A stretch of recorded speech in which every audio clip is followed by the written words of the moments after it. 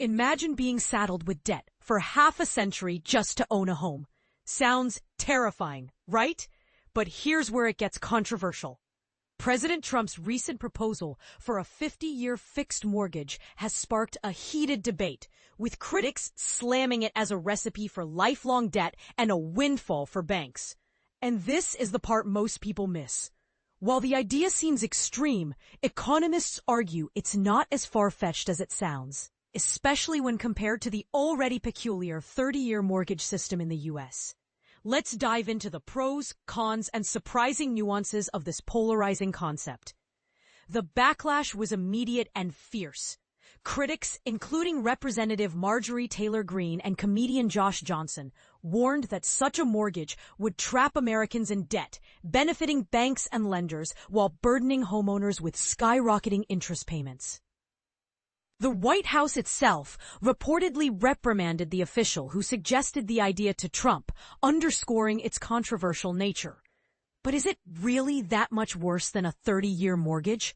Harvard economist John Campbell and University of Chicago's Eric Zwick argue it's not as outrageous as it seems.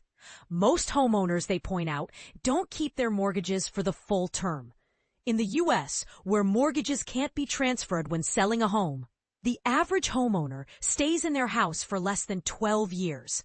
A 50-year mortgage could simply offer another financing option, potentially lowering monthly payments and making homeownership more accessible. Here's the kicker. The U.S. mortgage market is already an outlier globally, thanks to government-backed enterprises like Fannie Mae and Freddie Mac, which make long-term, fixed-rate mortgages feasible. Without this intervention, lenders would likely avoid such risky products. This system has its perks: predictable housing costs, protection from inflation, and the ability to refinance. But it also has drawbacks, like higher interest rates and slower equity building. But here's where it gets even more complicated. Long-term, fixed-rate mortgages can distort the economy. They may weaken the Federal Reserve's ability to manage inflation and economic growth, as homeowners are shielded from interest rate changes.